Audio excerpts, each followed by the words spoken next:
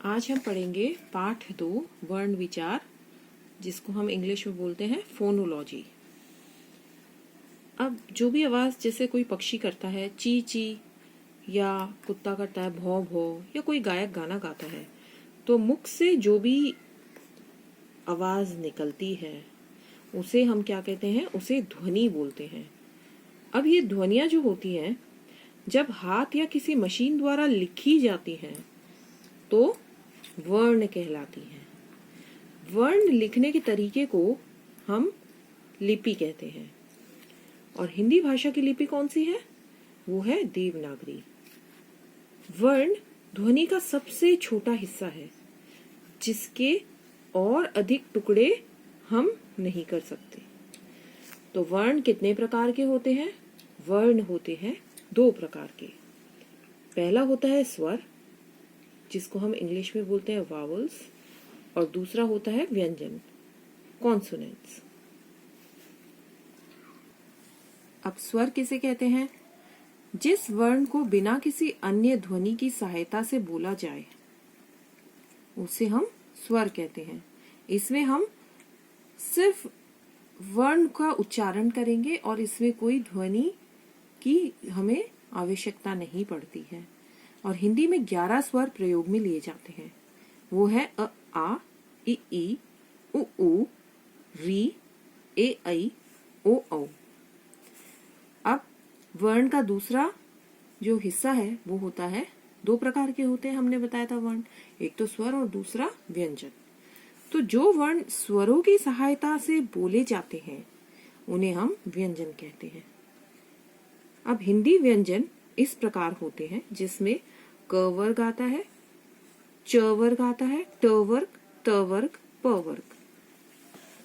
और इसी वर्णों की सूची को, ये जो पूरी वर्णों की जो सूची है, इसको हम क्या बोलते हैं? इसे हम कहते हैं वर्णमाला।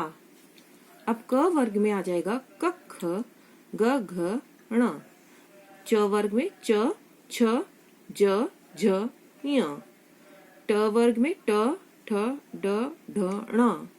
त वर्ग में त थ द ध न। प वर्ग में प फ ब भ म। य र ल व श श स ह क्ष त्र ज्ञ श्र। और एक्स्ट्रा होते हैं कुछ, जिसमें ड और ढ। अब मात्राएं क्या होती हैं? मात्रा, जिसको हम इंग्लिश में बोलते हैं साइन। तो प्रत्येक जो स्वर होता है, इनका एक चिन्ह होता है। स्वर हमने पढ़े थे, अभी 11 स्वर होते हैं अ आ इ ई करके। तो इनका एक चिन्ह होता है, जिसे व्यंजन के साथ लगाया जाता है, और उसी को हम मात्रा कहते हैं। तो स्वर की मात्रा देख लेते हैं। अ की कोई मात्रा नहीं होती। आ की मात्रा इस प्रकार होती है। छोटी ई की मात्रा ऐसी होती है। बड़ी ई की मात्रा है, ये ऊ की है, ये बड़े ऊ की मात्रा है, ये री की मात्रा है, ए की मात्रा, ऐ की मात्रा, ओ की मात्रा और औ की मात्रा। तो स्वर मूल रूप में भी प्रयोग किए जाते हैं। मूल रूप मतलब जिस तरह से वो लिखे जाते हैं उसी प्रकार में हम इनको लिख के भी प्रयोग में ले सकते हैं, और इनकी मात्रा हम वर्णों के साथ, व्यंजनों के साथ जोड़कर भी प्रयोग में ले सकते हैं। जैसे अ के उदाहरण हो गए अब, अमर। आ के हो गए आम, आज। छोटी ई से इधर, इस। ई से ईख, ईद। उ से उधर, उसने। ऊ से ऊन, ऊषा। री से ऋषि, ऋण। ए से एड़ी, एक। ऐ से ऐनक, ऐसा। ओ से ओखली, ओस। औ से औरत, औजार। अब अ जो है वो क्या होता है? हर व्यंजन में मिला रहता है। यदि हम क लिखेंगे तो उसे क और प्लस अ समझना चाहिए, ठीक है? तो व्यंजनों के साथ आने पर स्वर मात्रा रूप में आते हैं, ठीक है? जब भी हम व्यंजन लिखते हैं तो उसके साथ ये जो स्वर है ये मात्रा के फॉर्म में आ जाते हैं। जैसे कि अब हम एग्जाम्पल से समझते हैं, स्वर और उनकी मात्राएं और व्यंजन के साथ प्रयोग।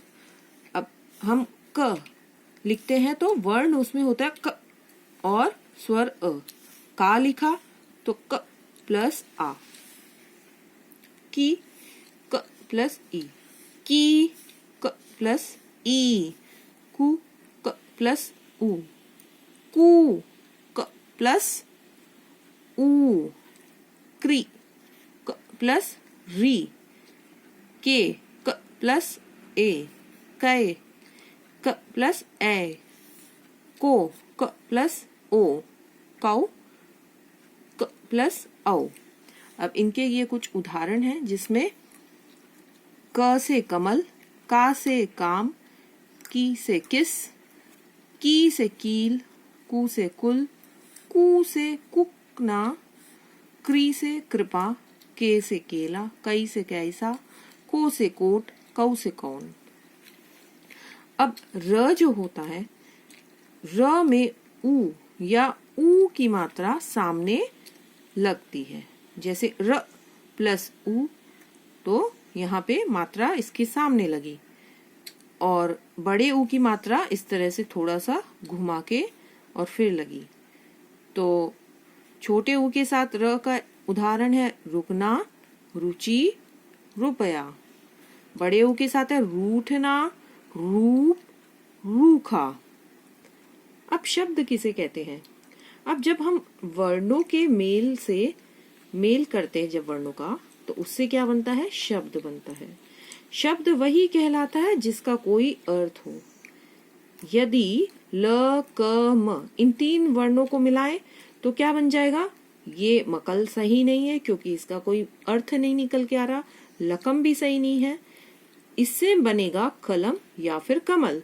तो इन दोनों का अर्थ है तो ये शब्द कहलाएंगे, और ये दोनों मकल और लकम ये शब्द नहीं कहलाएंगे क्योंकि इनसे कोई मीनिंग नहीं बनता। ठीक है, अब हम पढ़ेंगे अनुस्वार के बारे में।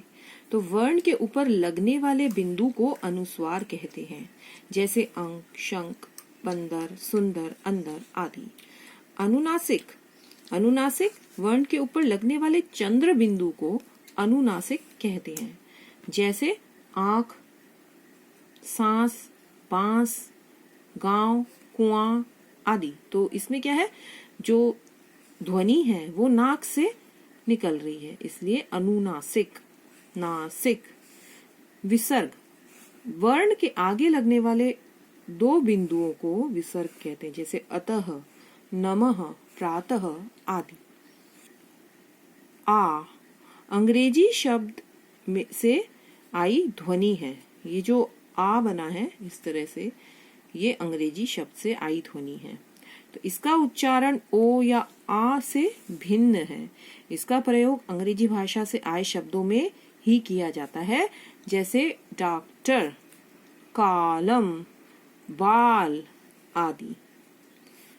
अब ज और फ ध्वनियां विदेशी प्रभाव से आई है। इनमें ज और फ के नीचे बिंदी लगती है, जैसे जिसे हम क्या कहते हैं? नुक्ता बोलते हैं।